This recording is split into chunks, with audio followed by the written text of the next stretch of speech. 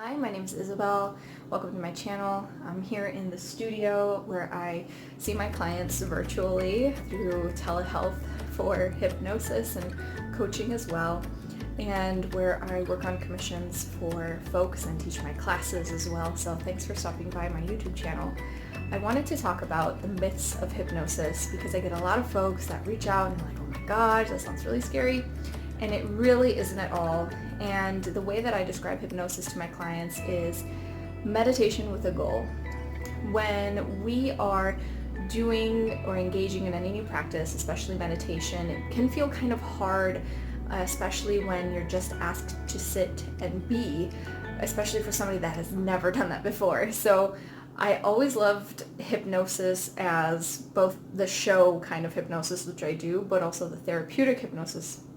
Because for folks that have very goal-oriented, like efficient, let's get to the point kind of mindsets, or they tend to be kind of fire signs if you're into astrology. And it's a fantastic tool to kind of open up meditation in that way. So with hypnosis, there are a couple different parts. So the first part is the actual induction. The induction is kind of like a relaxation exercise where you are guided to relax the entire body to really create a container of safety within the practice, within you and your relationship to the client. It even starts as soon as they walk into the door. So you may find if you work with me or another hypnotherapist that they're already creating an atmosphere in the room, and it's really important for you to feel within your body, within your mind, within your spirit, safe with your practitioner. And if at any moment you don't feel that, it's really good to voice it or to, and we're pretty good about reading body language as well, to say like, oh, are you, is the temperature okay? Do you need some extra water? Whatever it is, so that you feel really safe. Otherwise, the induction can be really hard to kind of get into. The second part is the deepening. And this is where the differentiation between meditation and hypnosis comes in. Most of the day, we have our conscious mind running a mile a minute. We have thoughts, emotions, feelings, and actions that are constantly on a run. When we go into the deepening phase of hypnosis, we go into really taking the volume down a little bit into every step down the staircase into our subconscious. Our subconscious mind has all of our old memories stored. We have old narratives. We have the way we were raised, our traumas, our very visceral emotional reactions, our turning point things that are in there that's really kind of running the show in the back. Think of it as the tech crew for all my theater people. They're the ones that are making sure that the curtain's going up when it needs to and all that. The actor is the conscious mind. They're the one that is doing, that is showing up, despite maybe some resistance from the back, or like, I'm not going to deal with that. I have a show to run, right? Like the conscious mind tends to push through as much as it could, or it can. However, there's a point where no matter what you are pushing through, or you want to quit a bad habit, or there's something that you keep procrastinating on and you're like, I declared that I want this, why am I not doing it? It's usually the subconscious mind going in the back, and there's some old narratives that are running the show. So during the deepening, we go to that part of the mind. At this point, you're already in a really deep and relaxed state where you should be feeling very, very safe. You are in a very relaxed and receptive state as well. Sometimes your mind wanders, visuals may come in and out, thoughts may come in and out, but it's a very, almost like a pre-sleep feeling. After we get to the deepening, so we close up the conscious mind and we move into the subconscious, we have the script. And this is my favorite part because during the induction and the pre-talk, where we're kind of getting to know each other, building rapport, you've made sure that you've done your intake so that I have all of the information of like, why did you reach out to me and what goals do you have? That's where the script comes in.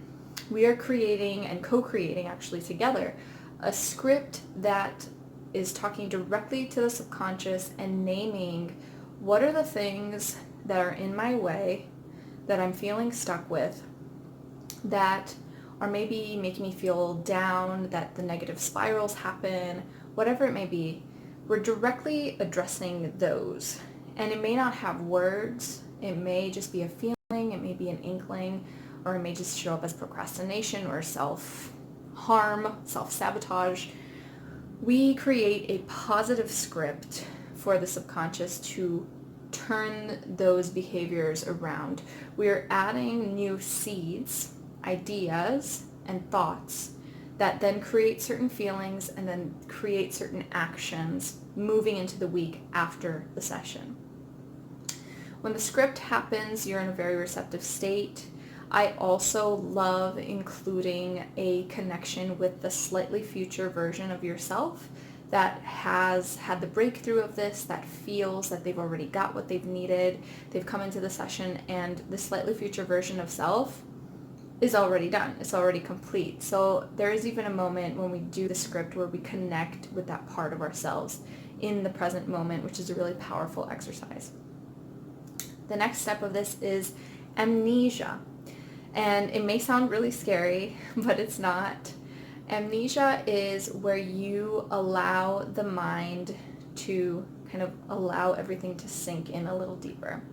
Because what may happen when we're doing the script is the conscious mind may become aware of certain things or judge certain things and say, wait a second, let's add that to the script. And why isn't she saying that? And why am I feeling this tingle? And da-da-da, right? It starts winding up again. And that may happen. And that's totally fine. This is what amnesia is for. Think of amnesia as just patting the dirt down on the seeds that we planted. And it's a moment where it's like we can allow the mind to wander, or you can follow my voice. The choice is yours. And that's really what happens during amnesia, is just kind of allowing the mind to scramble in whichever way and give it permission and not judge the scrambling that might be happening in the mind. At this point, though, for some clients, they might be asleep, especially after 2 or 3 sessions. Like, they're deep, almost in REM at this point. For folks that are just new to it, it's really important that I include amnesia, or that your hypnotherapist includes amnesia as a part of the script so that nothing gets kind of dug up for the week.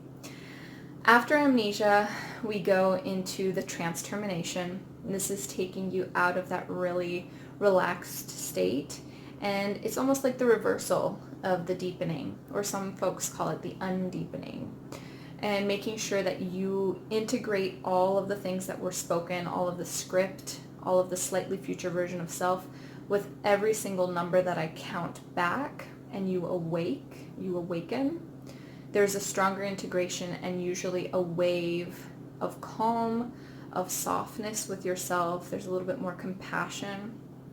And sometimes for folks, there are different colors, there are different aligned actions, there's an insight that may be popping up that says, oh, I need to go out for a walk today.